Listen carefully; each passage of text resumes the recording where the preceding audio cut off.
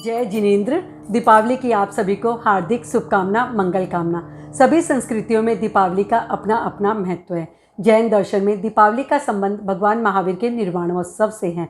वर्तमान अवसर्पणी काल के 24वें तीर्थंकर भगवान महावीर के निर्वाण दिवस को हम दीपावली के रूप में मनाते हैं। आज हम भगवान महावीर की अनुशासना में जी रहे हैं। उनके द्वारा प्ररूपित धर्म की हम अनुपालना करते हैं, साधना करते हैं। भगवान ने 2 तरह के धर्म की प्ररूपणा की, आगार धर्म हम श्रावकों के लिए, अणगार धर्म साधुओं के लिए। भगवान महावीर ने सम्यक्त प्राप्ति के बाद 27 भव किए और इन 27 भव में भगवान ने चारों ही गतियों में जन्म लिया। यहाँ तक भगवान ने 7वीं नारकी में भी जन्म लिया। 33 सागरोपम का आयुष्य वहाँ पर पूरा किया। इन 27 भव में भगवान के जीव ने वासुदेव, चक्रवर्ती और तीर्थंकर के पद को प्राप्त किया।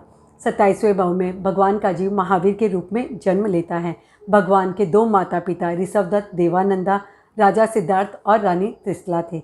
रानी त्रिशला के गर्भ में भगवान का जीव जब आया तो महारानी त्रिशला ने 14 महास्वप्न देखे और पुत्र को जन्म दिया।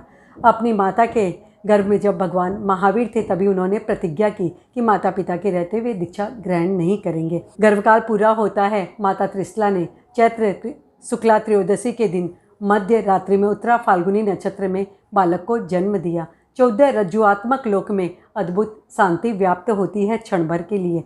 नारकी के जीवों को भी क्षण भर के लिए सुकून और सुख मिलता है। वर्धमान, महावीर, ज्ञातपुत्र, सन्मति आदि उनके गुण निष्पन्न नाम रहे।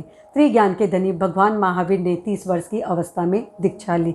दीक्षा महोत्सव देवता और मनुष्यों ने मनाया। भगवान महावीर की दीक्षा यात्रा पूरे लाव लश्कर के साथ निकलती है। नगर के बाहर ज्ञातखंड वन में रुकती है। अशोक वृक्ष के नीचे भगवान महावीर ने अपने वस्त्र और आभूषण उतारे, पंचमुष्टि लूचन किया, सिद्धों को नमन करते हुए दीक्षा ग्रहण की। आगे कहा, सब्वम पाप कमम अकर्णिजम। भगवान वहाँ से दिन का 1 प्रहर रहते विहार करते हैं। उस वक्त देवराज इंद्र ने भगवान के कंधे पर देवदूत से वस्त्र रखा, जो कि 13 महीने तक भगवान के कंधे पर रहा। फिर रिजु बालिका नदी के किनारे कंटीली झाड़ियों में वो वस्त्र अटक जाता है, वस्त्र पीछे रह जाता है, भगवान आगे निकल जाते हैं और उसके बाद भगवान पूर्णतः अचेल हो गए थे।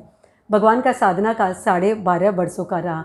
उसमें इतने उपसर्ग और परिचय उत्पन्न हुए। कहा जाता है 23 तीर्थंकरों के साधना काल में जितने उपसर्ग और परिचय उत्पन्न हुए उनको एक तरफ रखे तो भी भगवान महावीर के उपसर्ग और परिचय अधिक थे, जो कि भगवान महावीर ने संभाव से सहे थे। साधना काल में शूलपाणी यक्ष, चंड, कौशिक, संगम देव, वैंतरा, कठपुतरी, देवता, मनुष्य, तिर्यंच के द्वारा उपसर्ग उत्पन्न हुए। भगवान महावीर ने अनार्य देश, ब्रजभूमि और सिंह भूमि में भी साधना की कर्मों की निर्जरा की। प्रश्न होता है, भगवान इतने सब संभाव से कैसे सह पा रहे थे? तो उत्तर है, भगवान महावीर का शरीर व्रज ऋषभ नाराज संगनन का बना हुआ था, जिस पर भारी घात और प्रतिघात का असर नहीं होता है। भगवान साधना काल में अधिकतर समय ध्यान में रहते थे। उन्होंने ध्यान प्रकोष्ठ में प्रवेश पा लिया था, जिससे प्रतिक्रिया निरुत्तर हो जाती है। कहा जाता है कि हमें सुख और दुख की अनुभूति मस्तिष्क और सुषुम्ना नाड़ी के द्वारा होती है। भगवान महावीर ने ध्यान और कायोत्सर्ग के द्वारा मस्तिष्क और सुषुम्ना नाड़ी पर विजय प्राप्त कर ली थी, उसे नियंत्रित कर लिया था। इसीलिए वे संभाव से सब कुछ सह रहे थे। भगवान के 12.5 वर्ष के साधना काल में प्रथम और अंतिम उपसर्ग ग्वालों के द्वारा उत्पन्न हुआ और साधना काल में सिर्फ 325 दिन भगवान ने भोजन किया और शेष समय वे निराहार रहे। उपसर्ग जो कि अस्थि ग्राम में उत्पन्न हुआ, उस समय भगवान ने एक मुहूर्त की प्रथम और चरम नींद ली, जिसमें 10 महास्वप्न देखे भगवान महावीर ने। शेष समय भगवान पूर्णतः जागरूक रहे और ध्यान में रहे और इस तरह 12.5 वर्षों का साधना काल भगवान ने संपन्न किया और उसके बाद 4 घात्य कर्मों को क्षय करके केवल ज्ञान प्राप्त किया। केवल महोत्सव देवताओं के द्वारा मनाया गया। संवत्सरण की रचना की। भगवान की पहली देशना खाली गई, क्योंकि देशना में मात्र देवी और देवता थे। देवी और देवता अनुमोदना तो कर सकते हैं, लेकिन त्याग और प्रत्याख्यान नहीं कर सकते हैं। भगवान वहाँ से विहार करते हैं और उसके बाद मध्यम पावा में पधारते हैं।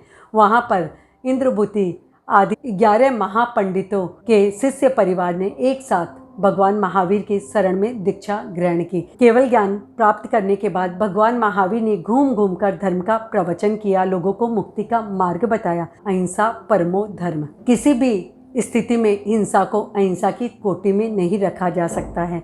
भगवान महावीर ने आत्म तुला का उपदेश दिया। सभी जीवों को आत्म तुल्य समझो। जीव अपने कर्म के अनुसार शरीर धारण करता है, कुंथु या हाथी, लेकिन सभी जीव में आत्मा समान है। सभी जीवों को हम अभय दान दे सके।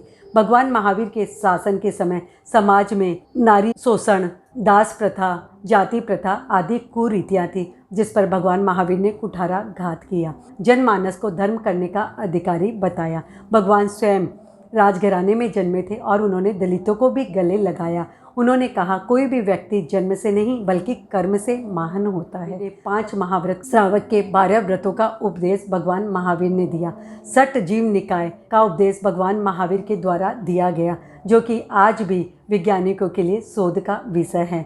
2600 वर्ष पहले कही गई भगवान के द्वारा जो बातें थी आज के युग में प्रासंगिक लगती हैं। केवल ज्ञान प्राप्ति के बाद में 30 वर्ष तक धर्म का उपदेश दिया और उसके बाद निर्वाण को प्राप्त हुए। कार्तिक कृष्णा अमावस्या के दिन उत्तरा फाल्गुनी नक्षत्र मध्य रात्रि में भगवान महावीर ने निर्वाण की प्राप्ति की। उस समय भगवान ने 16 घंटे तक अनवरत उपदेश दिया पुण्य और पाप के बारे में, जिसका श्रवण देवता, मनुष्य और तिर्यंच ने किया।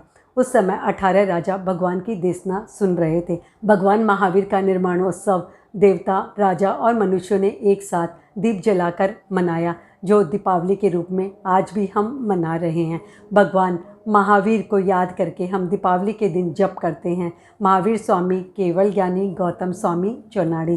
त्रयोदशी, 14 और अमावस्या के दिन ये जप किया जाता है। अमावस्या की रात्रि 12 बजे के बाद में हम जप करते हैं, भगवान महावीर पहुँचे निर्वाण, गौतम स्वामी पाम्या केवल ज्ञान।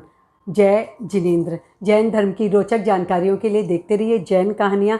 एक बार पुनः आप सभी को भगवान महावीर के निर्वाणोत्सव की बहुत बहुत मंगल कामना। हमारा उत्सव मनाने का प्रयास तभी सफल हो सकता है जब हम भगवान महावीर के सिद्धांतों को अपने जीवन में उतारने का प्रयास करें। जय जिनेंद्र।